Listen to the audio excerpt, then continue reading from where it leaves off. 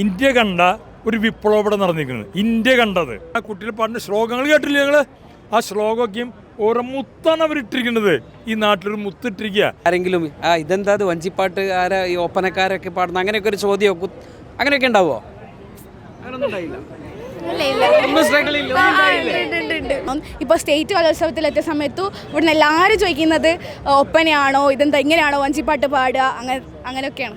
കലോത്സവങ്ങളിൽ പലപ്പോഴും വിപ്ലവങ്ങൾ നടക്കാറുണ്ട്. അത്തരത്തിൽ ഈ വർഷത്തെ കലോത്സവത്തിലൊരു വിപ്ലവം വഞ്ചിപ്പാട്ട് മത്സരത്തിൽ ഹയർ സെക്കൻഡറി വിഭാഗത്തിൽ നടന്നിരിക്കുകയാണ്. സാധാരണഗതിയിൽ നമ്മൾ കണ്ട വഞ്ചിപ്പാട്ട് മത്സരത്തിൻ്റെ കോസ്റ്റ്യൂമും മുല്ലപ്പൂവൊക്കെ ചൂടിയ കുട്ടികൾ വന്ന് വഞ്ചിപ്പാട്ട് പാടുന്ന ഒരു കാലം അതായിരിക്കും നമ്മൾ വഞ്ചിപ്പാട്ട് എന്ന് പറയുമ്പോൾ നമ്മുടെ മനസ്സിലേക്ക് പരമ്പരാഗതമായിട്ട് വന്നിട്ടുണ്ടാവുക. പക്ഷേ ഇനിയിപ്പോൾ നമ്മൾ കാണാൻ പോകുന്നത് ആ വ്യത്യസ്തമായ ശൈലിയിൽ നിന്നും പുതിയൊരു ശൈലിയിലേക്ക് സ്കൂൾ കലോത്സവത്തിൽ ഒരു വഞ്ചിപ്പാട്ട് അവതരിപ്പിച്ച കോഴിക്കോട്ട് വാണിമേലിലെ സ്കൂളിലെ വിദ്യാർത്ഥികളെയാണ്. അതിന് മുൻപ് നമുക്ക് അവരുടെ വിശേഷങ്ങൾ ഒന്ന് കാണാം. നമുക്ക് ആദ്യം ഇവരെ എല്ലാവരെയും തന്നെ ഒന്ന് കാണാം. ഹായ്, എന്നിട്ട് വിശേഷം? നല്ല സുഖം. ഇത് നമ്മളിത് കാണുമ്പം അറബിക് സംഘഗാനം അല്ലെങ്കിൽ ഗ്രൂപ്പ് സോങ്, ഗസൽ, ഇതൊക്കെയാണ് ഇങ്ങനത്തെ ഒരു കോസ്റ്റ്യൂംസ് നമ്മൾ കണ്ടിട്ടുള്ളത്. എന്താ ഈ ഒരു കോസ്റ്റ്യൂംസിൻ്റെ ഒരു വ്യത്യസ്തത കൊണ്ടുവരാനുള്ള കാരണം എന്താ?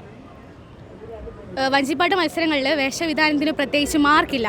ഞങ്ങൾക്ക് ഒരു ചെറിയ ആശങ്ക ഉണ്ടായിരുന്നു തട്ടിട്ട് പാടാൻ പറ്റുമെന്ന്. കാരണം ഞങ്ങളൊക്കെ ഇസ്ലാം മത വിശ്വാസികളാണ്. അപ്പോൾ പക്ഷേ മാർക്ക് വിഷയമല്ല എന്ന് പറഞ്ഞത് ഞങ്ങളെ സാറിൻ്റെ സപ്പോർട്ട് കൊണ്ടും ഞങ്ങൾ സ്കൂളിൻ്റെ സപ്പോർട്ട് കൊണ്ടും ഈ വേഷത്തിൽ പാടാൻ കഴിഞ്ഞു. അത് സാധാരണഗതിയിൽ ഇങ്ങനെ ഒരു വിപ്ലവത്തിലേക്ക് വരുന്ന സമയത്ത് നിങ്ങൾക്ക് നിങ്ങളുടേതായിട്ടുള്ള ഒരു പ്രശ്നങ്ങളൊക്കെ ഉണ്ടാവും? ആരെങ്കിലും ഇതെന്താ വഞ്ചിപ്പാട്ട് ആരാ ഈ ഒപ്പനക്കാരൊക്കെ പാടുന്ന അങ്ങനെയൊക്കെ ഒരു ചോദ്യം അങ്ങനെയൊക്കെ ഉണ്ടാവോ?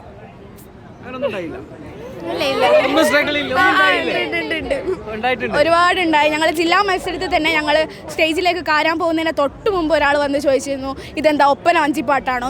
ഇപ്പോൾ സ്റ്റേറ്റ് കലോത്സവത്തിലെത്തിയ സമയത്തു ഇവിടുന്ന് എല്ലാവരും ചോദിക്കുന്നത് ഒപ്പനയാണോ, ഇതെന്താ ഇങ്ങനെയാണോ വഞ്ചിപ്പാട്ട് പാടുക, അങ്ങനെയൊക്കെയാണ്. കുറേ കളിയാക്കലുകൾ കിട്ടിയിട്ടുണ്ട്. ആരാണ് പിന്നെ സ്കൂളിൽ നിന്നൊക്കെ ഇങ്ങനെ ഡിസ്കസ് ചെയ്തപ്പോൾ നേരത്തെ നിങ്ങൾ പ്ലാൻ ചെയ്തോ ഇങ്ങനെ തന്നെ കയറണം അങ്ങനെ എന്തെങ്കിലും? അല്ലെങ്കിൽ സ്കൂളിൽ നിന്ന് ഇങ്ങനെ തുടർച്ചയായിട്ട് മത്സരത്തിൽ പങ്കെടുക്കാറുണ്ട്? ഈ മത്സരത്തിൽ വഞ്ചിപ്പാട്ട് ജില്ല വരെ ഒരുപാട് പ്രാവശ്യം പോയിട്ടുണ്ട്. അപ്പോൾ ഇതുപോലെ തന്നെയാണ് തട്ടൊട്ടിട്ട് തന്നെയാണ് പാടിയത്. സ്റ്റേറ്റിലേക്ക് ആദ്യമായിട്ടാണ്. ഞങ്ങൾ ആദ്യം തീരുമാനിച്ചതാ ഷാളിട്ടിട്ട് പാടും. ആരാണ് നിങ്ങളെ ഈ ഒരു പ്രചോദനത്തിന് പിറകെ? നിങ്ങളുടെ സാർ ആരാണ്? പ്രസാദ് ചെമ്പ്രശ്ശേരി. ഞങ്ങൾ പഠിപ്പിച്ച സാറ് പ്രസാദ് ചെമ്പ്രശ്ശേരി. നല്ല സപ്പോർട്ട് വന്നു? നല്ല സപ്പോർട്ടായിരുന്നു. ഞങ്ങൾക്ക് ഒരു ചെറിയ പേടി ഉണ്ടായിരുന്നു തട്ടിട്ട് പാടാവും. പക്ഷേ ഓരോ സപ്പോർട്ടും ഞങ്ങൾ സ്കൂൾ ടീച്ചേഴ്സ് ഷെനാസ്, ഷെസ്നിയ, സൗമ്യ ടീച്ചർ, ഒരുപാട് എല്ലാവരും മാനേജ്മെൻറ്റ്.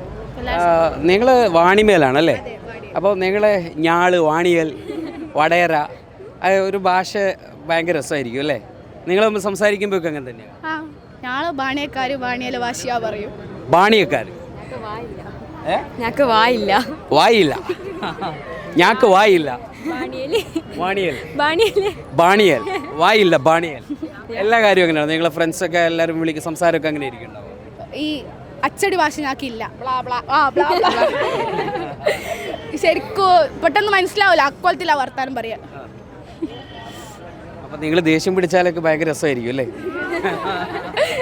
പറയണ്ട. ചേട്ടന് നല്ല താളമൊക്കെ അടിക്കുന്ന കണ്ടി കുട്ടികൾ പാടുമ്പോൾ എങ്ങനെയുണ്ട് ഇവരുടെ പെർഫോമൻസ് കണ്ട്? ഞാൻ ഇന്ത്യ കണ്ട ഒരു വിപ്ലവം ഇവിടെ നടന്നിരിക്കുന്നത്. ഇന്ത്യ കണ്ടത് മനസ്സിലായില്ലേ? ഇതൊന്നും ഞാൻ 16 കാലം പഠിക്കുന്ന സ്ഥാപനം നടത്തുന്ന ആളാണ്. തൃശ്ശൂർ മേയറായിരുന്നു. ഇതുമാതിരി സംഭവം എൻ്റെ ജീവിതത്തിൽ ഇതുവരെ കണ്ടിട്ടില്ല. 76 വയസ്സിലുണ്ടെങ്കിൽ ഞാൻ ആദ്യമായിട്ടാണ് ഇങ്ങനെ ഈ കുട്ടികൾ ചെയ്യുന്ന കാര്യങ്ങൾ കണ്ടത്. ഈ കുട്ടികളാണ് ഇനി കേരളം നയിക്കേണ്ടവർ. ഇതുപോലെ കുട്ടികൾ അത് എത്രയാണെന്ന് നിങ്ങൾ ഹൈലൈറ്റ് ചെയ്യണം. കാരണം ആ കുട്ടികൾ പറഞ്ഞ ശ്ലോകങ്ങൾ കേട്ടില്ല ഞങ്ങൾ? ആ ശ്ലോകമൊക്കെയും ഓരോ മുത്താണ് അവരിട്ടിരിക്കുന്നത്. ഈ നാട്ടിലൊരു മുത്തിട്ടിരിക്കുക. എവിടുന്നാണ് വരുന്നറിയോ? ഒരു ഗ്രാമത്തിൽ നിന്ന് പറഞ്ഞ കുട്ടികളാണ്. വാണിമേൽ എന്ന് പറഞ്ഞ ചെറിയ കൊച്ചു ഗ്രാമമാണ്. ആ ഗ്രാമത്തിൽ നിന്ന് പറഞ്ഞ കുട്ടികളാണ് ഇത്രയും ഗംഭീരമായിട്ട് വലിയ വലിയ ടീമോട് പ്രാക്ടീസ് ചെയ്യുക. ജില്ലാ സെൻട്രലിലെ ടീമാണ്. ഇവർ ചെറുതായിട്ട് വന്നൊരു ടീമാണ്. ഇവരഭിനന്ദിക്കണം. ഇവരെ അമ്മമാർ, അച്ഛന്മാർ ആദ്യം അഭിനന്ദിക്കുന്നത് ഞാൻ. അവരിതിന് വിട്ടുമല്ലോ. പിന്നെ ടീച്ചർമാർ, ഈ 2 ടീമാണ്. ഒന്ന് ഇവരെ അനുവദിച്ച അമ്മ, ഉമ്മ, ഒപ്പം തന്നെ വാപ്പ, 2 പേര്. പിന്നെ അവരുടെ കുടുംബമുണ്ട്, പ്ലസ് ടീച്ചർമാരുണ്ട്. അവരെയാണ് 100 അഭിനന്ദിക്കണം. ചേട്ടൻ്റെ പേര്? എൻ്റെ പേര് രാധാകൃഷ്ണൻ. തൃശ്ശൂർ മേയറായിരുന്നു. 2005 വരെ മേയറായിരുന്നു. 25 കംപ്ലീറ്റ് ചെയ്ത് നിർത്തിയതായി പണി. ഈ രാഷ്ട്രീയക്കാരൻ്റെ ലുക്കൊന്നും പെട്ടെന്ന് കണ്ടില്ല.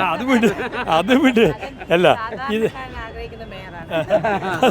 അതെ ഞാൻ കോഴിക്കോട് മേയറുണ്ടായിരുന്നില്ലേ, അങ്ങനെ ഒരു ഞാൻ തൃശ്ശൂർ മേയറായിരുന്നു. പിന്നെ തൃശ്ശൂർ നഗര വികസന അതോറിറ്റി ഉണ്ട്, GCDA പോലെ, എൻ്റെ ചെയർമാനായിരുന്നു. Thank you.